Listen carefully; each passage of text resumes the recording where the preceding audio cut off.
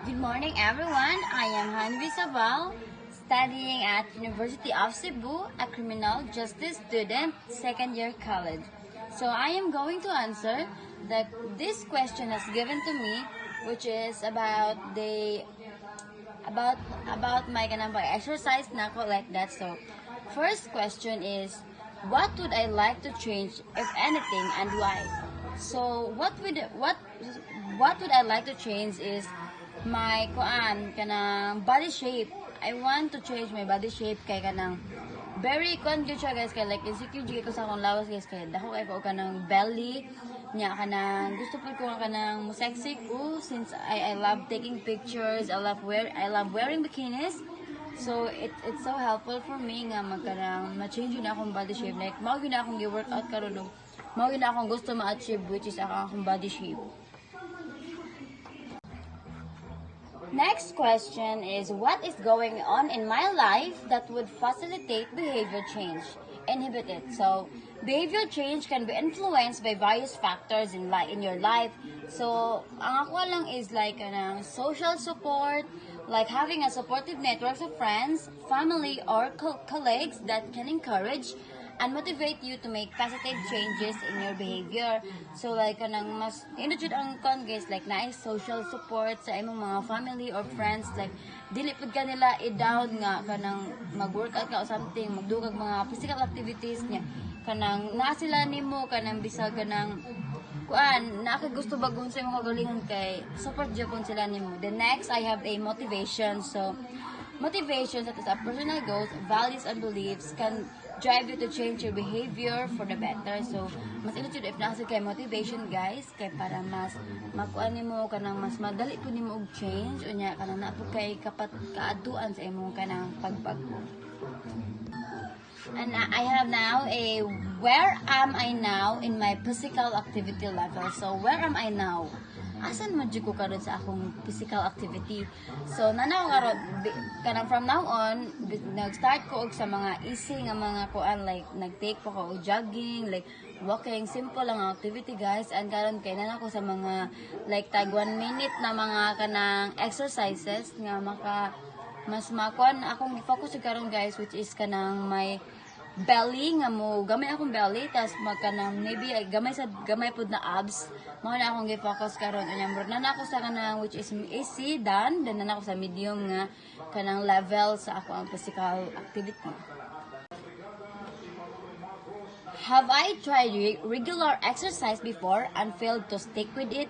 Of course guys, like kanang sa una kay magtanaw-tanaw pa kani ko sa TikTok kasi makita ko mga girls nga sexy kaayo, kay as in konjo ko like mainganyo ko mag-exercise before, like kanang sige mag-exercise ko karon, then after guys maka-start lang ko ganang kausa sa ka week muhunong na dayon ko, kay kapuyan ko nya maka-feel ako og mga pamaol sa akong lawas nya, which is ana man gid na ang kanang first timer nga mag-exercise kanang pamaulan jud ka maayo, then kanang basta na wala jud ko kanang wa jud ko to na achieve gid na tapos jud ko until na kanang na motivate ko nga kanang dapat everyday maghuman ko bisag 20 minutes lang, maghuman ko bisag pila lang ka kanang oras, kay para ma-enhance lang ko, like ma-continue gyud ako siya.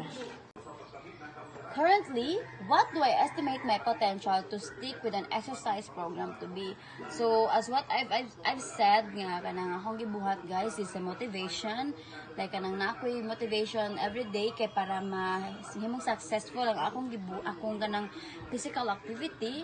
Mao gyud di ko na malitan ang akong motivation guys, kay kanang gusto jud ko kanang physical fit jud ko.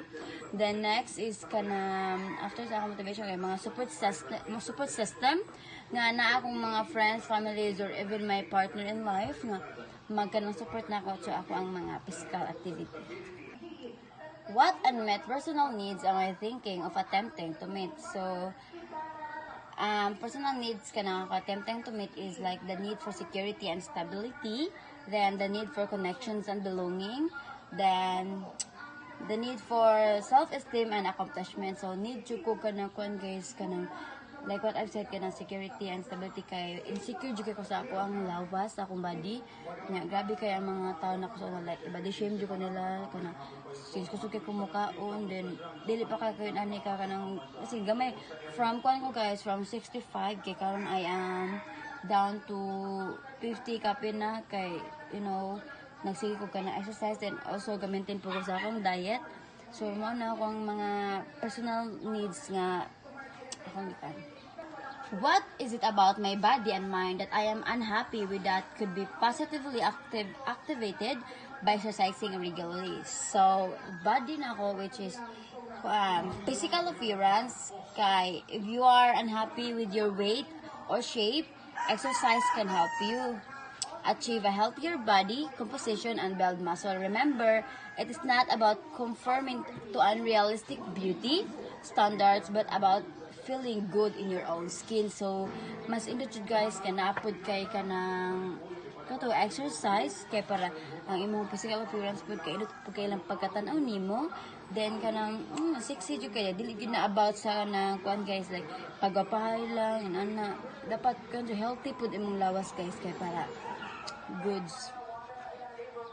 The next, ang energy level. So, exercise can boost your energy levels, reduce fatigue, and improve your sleep quality. They can lead to feeling more vibrant and ready to tackle your day. Kay, sama na ako guys, after na ako mag-exercise, kay, na di ko makakadanaw kay sa askaron, kay di pa ko makafeel o kakapoy jud kay. Like man ako exercise, kay mas malimpyo pa ko sa mong balay, mo dupa ko og mga household, kanang kuan, mga limpyonan diri sa balay mo, tabang po ko sa akong mama. Like mas indot jud kay kanang masington jud kag maayo ba kay na. Indot kay sa feeling nga magawas ang imong singot sa imong body kay maka-relax with siya. So thank you for watching guys.